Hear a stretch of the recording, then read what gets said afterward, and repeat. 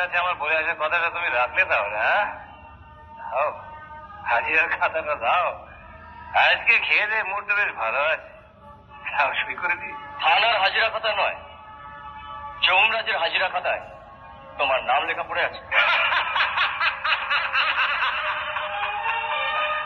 আরে এখান থেকে আমি স্পষ্ট দেখতে পাচ্ছি ওই খাতায় আজকের দিনে একটা নাম কম রয়েছে। দুজনেই দেখেনি, আজকে ওপরে যাবে। আর আমার দায়িত্ব হচ্ছে তোমাকে ওখানে পৌঁছে দেওয়া।